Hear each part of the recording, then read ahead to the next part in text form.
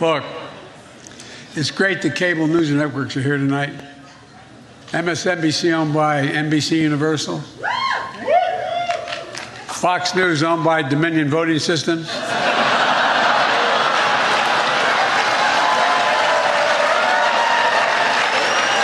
And hell, I'd call Fox honest, fair, and truthful, but then I could be sued for defamation. If you find yourself disoriented or confused, it's either you're drunk or Marjorie Taylor Greene.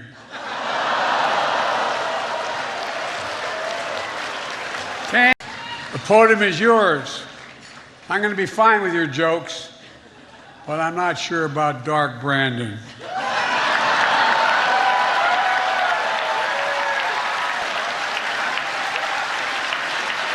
All yours, pal.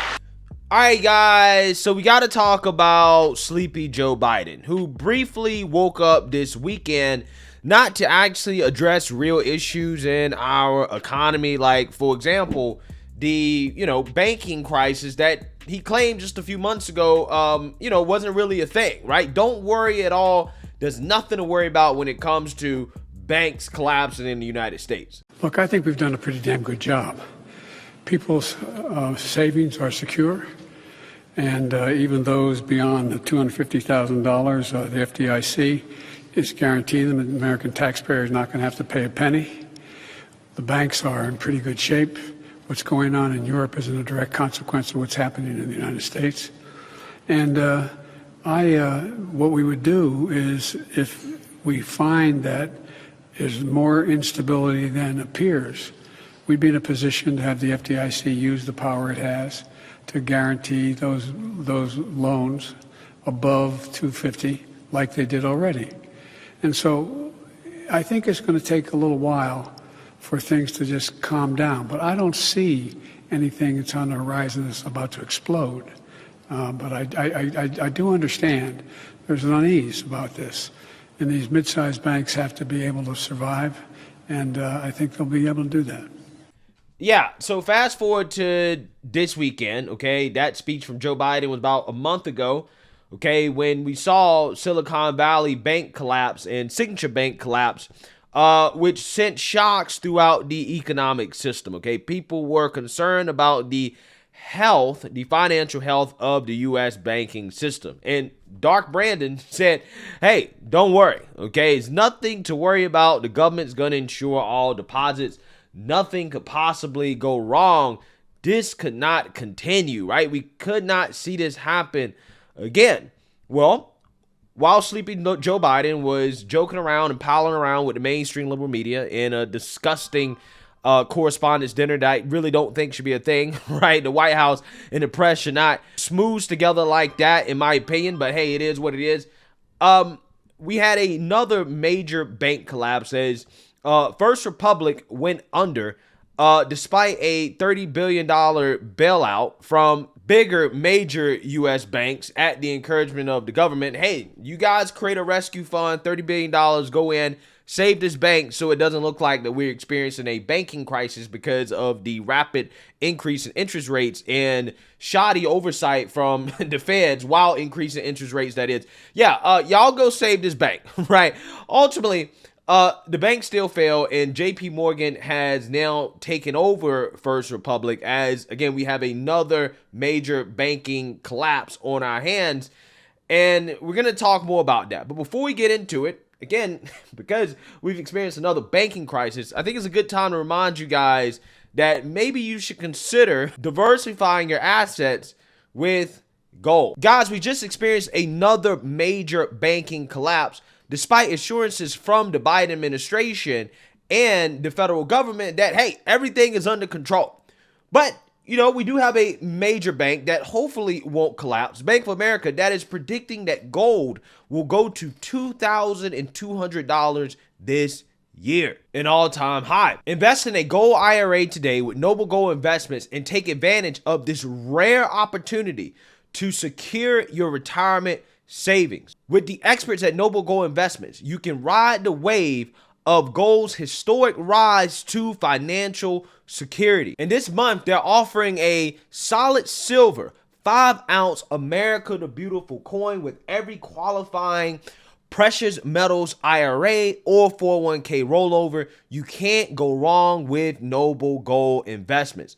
Hurry and go to noblegoldinvestments.com to secure your wealth today and bag a free 5-ounce America the Beautiful coin if you qualify. Again, that is noblegoldinvestments.com. That is noblegoldinvestments.com. And just remember, there's always a risk with investments. Breaking this morning, First Republic Bank has become the second largest bank failure in U.S. history. Regulators have seized the bank, sold off most of its assets to JPMorgan Chase in a rescue deal as America's banking crisis flares up again. In a statement this morning, JPMorgan Chase's CEO Jamie Dimon says our government invited us and others to step up, and we did. He did note this will benefit JPMorgan Chase. We'll talk a lot more about it. But look, First Republic is now the third major bank to fail since March. The announcement comes just hours before markets open, and we're keeping a close eye on Wall Street to see how it reacts when the markets open. Our business and politics correspondent Vanessa Yurkevich outside of a First Republic Bank here in New York City. Vanessa, good morning to you. What is so shocking is that 11 weeks ago, Jamie Dimon and JP Morgan led the way for all these big banks to inject $30 billion into First Republic to try to save it. And even that didn't work.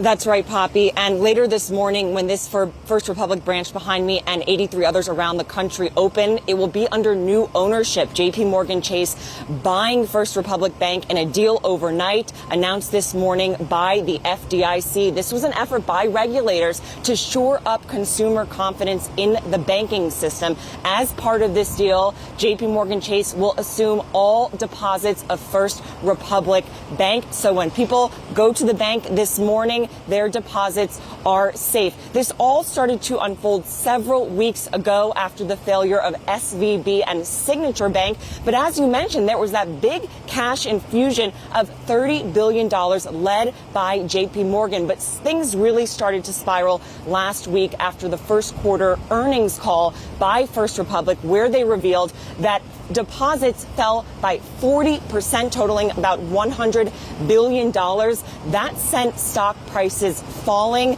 Just on Friday, shares were trading at about $3, down from about $122 earlier in March. We do have a statement from the Treasury Department out early this morning reacting to the news. I will read that to you. Here's what they said.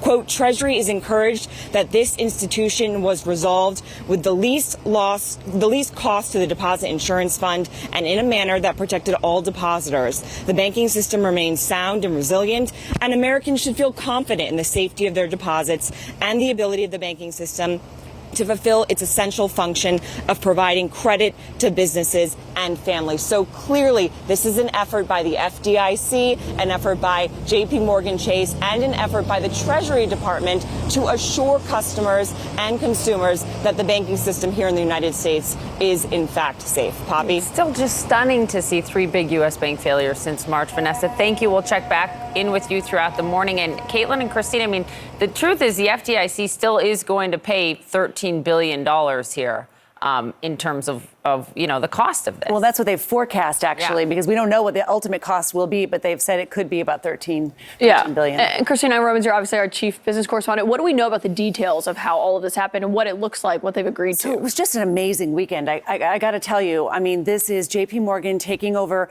the assets and the deposits of this bank. And then there's going to be a loss sharing provision with the FDIC for anything that comes up that could be problematic on the bank's books. So a little bit of a sweetener from the FDIC to make sure that JP Morgan would come to the table. We know there was an auction of this bank. So over the weekend, you had all these banks who were vying for pieces of First Republic, but it was pretty clear. Maybe PNC, JP Morgan, others. By the end of last week, it became pretty clear that the FDIC was going to have to step in and take over this bank. It was not going to be able to stand alone. Yeah, so some of you guys are probably asking, well, how did this happen? Okay, how did another bank collapse? Well, it's not simple, but I can explain it in layman terms for you. This is just a continuation of the Silicon Valley bank collapse, the woke bank that their main customers are tech firms and venture capital firms. Now, because of rising interest rates, the cost of money has went up. Interest rates are rising because the Biden administration, the government, has spent an unprecedented amount of money, has put it into the economy, due to COVID. Now that the party's over and money's expensive, these tech companies are cash strapped, which means that they had to withdraw money from their banks. And Silicon Valley Bank, being a basically bank of woke tech firms, they experienced major financial losses, okay, from the withdrawals and from the fact that some of the debt securities that they were holding significantly decreased in value due to rising interest rates, which ultimately led to their collapse, okay? Now, this is a continuation of that because First Republic Bank, which is a mid-sized bank as well too, just had an earnings report that showed that they also had a run on the bank there as customers took out over $100 billion, which resulted in major financial losses. The stock starts to slide, starts to decline because the bank is experiencing major financial losses. And lo and behold, a collapse happens. Okay, that's essentially in a nutshell how this happens. Now, you guys should be able to piece together what is the catalyst for this. Well, it is money printing. And because of money printing, excessive money printing, the Feds have to increase interest rates, rapidly increase interest rates at a historic pace that we've never seen before. And these banks just aren't prepared for it. And the Feds basically did not do good enough oversight before the Silicon Valley collapse in order to ensure that the banks actually were financially healthy like they're supposed to do. Now, again, despite knowing that money printing and money spending is the catalyst for these bank collapses that we are seeing, the Biden administration still wants to spend more money, okay, as they are fighting tooth and nail with the Republicans over the debt ceiling in order to basically have the right to continue to spend as much money as they want. Take a look. Let's start with the debt bill, because we've got lots to talk to you about this morning. What happens to this bill, which passed in the House, when it reaches the Senate? Well, it'll be up to Chuck Schumer whether to bring it up for a vote. I don't know if Schumer's going to or not. I got to say, I want to commend House Republicans. They have demonstrated bold leadership. They brought the conference together. It wasn't easy. There are lots of different factions. They have a very narrow majority in the House, and yet the House came together. House conservatives played an active role in drafting this bill, and this bill takes major steps to reining in spending. It takes major steps to reining in the regulations that are killing jobs across this country. It takes major steps to getting people back to work. This bill is an exercise in being responsible. And Maria, I got to say, the contrast could not be starker. The Republicans in the House are responsible, and Joe Biden, what is he saying? He's saying, I will not talk, I will not negotiate, I will not give in on anything, anyhow, anyway. And what is happening is Joe Biden is gambling. Joe Biden needs to stop playing roulette with the American economy and with the American credit limit. What is happening here, there is one person on planet Earth that can ensure we will never, ever, ever have a default. That person's name is Joseph Robinette Biden, Jr. Why is that? Because every month, the federal government takes in more in tax revenue than we have in expenditures, which means we can always service our debt. And here's what a responsible president would say. Joe Biden would look at the TV camera and say, America will never default on our debt. We will always pay the interest on the debt. You can count on that. Yeah.